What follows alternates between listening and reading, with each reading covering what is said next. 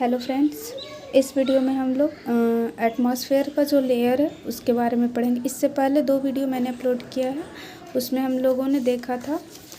सबसे first video में देखा है रिम्स ऑफ द अर्थ, कितने टाइप्स के 4 टाइप्स के होते हैं, उसे एक डायग्राम के द्वारा देखा था। उसके बाद मैंने एटमॉस्फेयर के बारे में थोड़ा सा देखा, उसका अब लेयर अभी पढ़ेंगे। इसमें ग्रीन हाउस इफेक्ट था। आप लोग पिछला वीडियो अगर नहीं देखे हैं तो प्लीज़ जाकर देखिएगा, 2 वीडियो मैंने अपलोड किया है। इसके बाद अभी हम लोग देखेंगे लेयर्स ऑफ अर्थ एटमॉस्फेयर। जो एटमॉस्फेयर का जो लेयर है उसके बारे में हम लोग जानेंगे। लेयर्स तो बहुत सारे होते हैं, बट बेसिकली जो है 5 लेयर है वो हम लोग को पढ़ना रहता है। एग्ज़ाम में भी क्वेश्चन बेसिकली यहीं से आते हैं, तो इसके बारे में पढ़ेंगे। 5 लेयर्स होते हैं basically: troposphere, stratosphere, mesosphere, thermosphere and exosphere. इसमें क्या क्या चीज़ें होती है उसके बारे में हम लोग जानेंगे। सबसे पहले इसका रेंज देख लेते हैं। जो ट्रोपोस्फेयर होता है ये 10 से 20 मान सकते हैं, 8 से 20 किलोमीटर्स। और स्ट्रेटोस्फेयर 20 से 50 किलोमीटर होता है। इसी में थोड़ा बहुत आगे पीछे होता है, बहुत सारी जगह पे कुछ अलग, बस इसी का रहता है लगभग, आप मान के चलिए थोड़ा बहुत आगे पीछे होता है। मेसोस्फेयर 50 से 80 किलोमीटर और थर्मोस्फेयर 80 से 500 किलोमीटर। और जो एक्सोस्फेयर होता है 500 से उसके आगे का जितना होता है, जैसे सन है और अर्थ है तो इसके बीच का जो भी डिस्टेंस होता है ये टोटल एटमॉस्फेयर के अंदर ही आता है। तो 500 से आगे का जो भी हमारा होता है वो सारा एक्सोस्फेयर में आता है।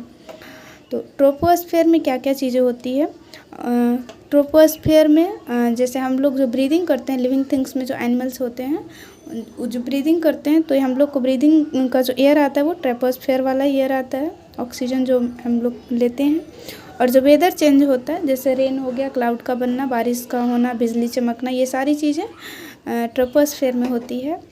और अगला है नेक्स्ट है स्ट्रेटोस्फेयर। स्ट्रेटोस्फेयर में जो एरोप्लेन जो उड़ती है वो हमारा स्ट्रेटोस्फेयर में होती है। आप लोग ऐसे भी देखे होंगे कि जो एरोप्लेन होती है वो बादल के ऊपर उड़ती है, तो वो बादल से जस्ट ऊपर ही रहता है स्ट्रेटोस्फेयर। इसमें थोड़ा सा, बस इससे थोड़ा सा ऊपर का लेयर का रहता है, तो ये एरोप्लेन हो गया, एयरक्राफ्ट।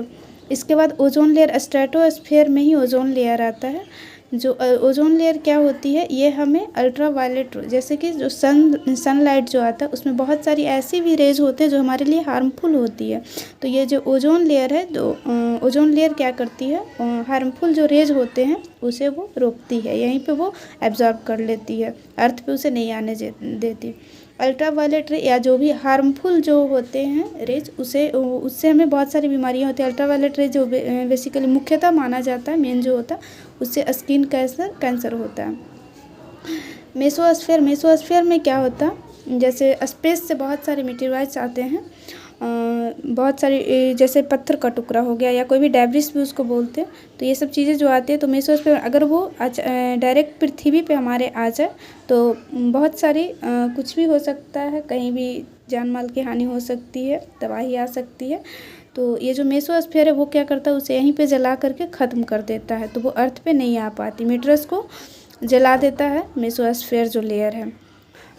उसके बाद ये थर्मोस्फेयर लेयर आता है। इसमें सैटेलाइट्स होते हैं, सैटेलाइट्स थर्मोस्फेयर लेयर में होते हैं। और एक चीज़ यहाँ पे स्पेस स्टेशन जो है वो भी हमारा इसी में आ जाएगा, क्योंकि 400 किलोमीटर, अर्थ से 400 किलोमीटर की हाइट पे हमारा जो है स्पेस स्टेशन है। इसके बारे में मैं कोशिश करूँगी आगे वीडियो बनाने का, स्पेस स्टेशन क्या होता है। यहाँ पे वैज्ञानिक रहते हैं, आप लोग को पता भी होगा, मैं एक वीडियो इस पे बनाने का कोशिश करूँगी स्पेस स्टेशन पे। तो हमारा यहाँ पे ये है, और सैटेलाइट्स भी यहीं पे हैं। एक्सोस्फेयर क्या है? एक्सोस्फेयर इसके आगे का जो 500 से आगे का, थर्मोस्फेयर से आगे का जो लेयर है वो पूरा यहाँ से लेकर के सन तक का जो एरिया है वो एक्सोस्फेयर कहलाता है। इसमें रॉकेट लॉन्च किया जाता है, और ये स्पेस कहलाता है। इसमें ये पूरा अंतरिक्ष है, यहाँ से लेकर के सन तक का बीच का जो डिस्टेंस है।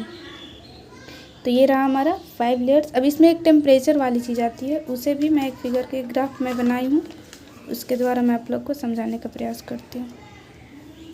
ये ग्राफ टेम्परेचर को समझने के लिए बनाया। थर्मोस्फेयर में क्या होता है, जैसे हम लोग जहाँ पे रहते हैं वहाँ से धीरे धीरे क्या होता है, टेम्परेचर घटता है। जैसे आप पहाड़ पे जाइएगा तो ये स्नोफॉल कहाँ होती है, जो पहाड़ी एरिया होते हैं उस एरिया में ज़्यादा स्नोफॉल होती है। तो हमारा ट्रोपोस्फेयर में क्या है, टेम्परेचर धीरे धीरे, यहाँ पे मैंने एक की नोट पॉइंट दिया है, इंक्रीज, जो डॉटेड लाइन है वहाँ पे हमारा जो टेम्परेचर है इंक्रीज होगा, और जो पूरा स्लाइड लाइन है बिना डॉट का कम्प्लीटली जो लाइन है ये डिक्रीज को डिनोट कर रहा है। तो यहाँ पे क्या हो रहा है, हमारा डिक्रीज कर रहा है टेम्परेचर, अर्थ से ऊपर तक ये ट्रोपोस्फेयर में हमारा जो है टेम्परेचर इंक्रीज कर रहा है। उसके बाद फिर धीरे धीरे सॉरी यहाँ पे डिक्रीज कर रहा है, ट्रोपोस्फेयर में जो हमारा टेम्परेचर है वो डिक्रीज कर रहा है। मैं यहाँ पे माइनस का साइन दे देती हूँ। और इसके आगे फिर क्या है, टेम्परेचर बढ़ रहा है। यहाँ पे ओजोन लेयर के पास टेम्परेचर बहुत ज़्यादा बढ़ जाता है, क्योंकि ये ओजोन लेयर के कारण यहाँ पे मैक्सिमम हो जाता है टेम्परेचर। और इसके बाद फिर मेसोस्फीयर में फिर से टेम्परेचर हमारा माइनस होता है। इसके बाद फिर से ये आगे तक का प्लस ही होता है, ये इंक्रीज करता है, ये maximum 500 degree centigrade 1500 degree centigrade तक टेम्परेचर बढ़ते जाता है। तो आप लोग एक बार ये ग्राफ को देख लीजिए अच्छे से, और अगर कुछ इसमें नहीं समझ में आया तो प्लीज़ कमेंट करके बताइएगा। और भी अगर कोई भी प्रॉब्लम हो या जो भी अगर आप लोग कुछ कहना चाहते हैं तो प्लीज़ कमेंट करके बताइएगा।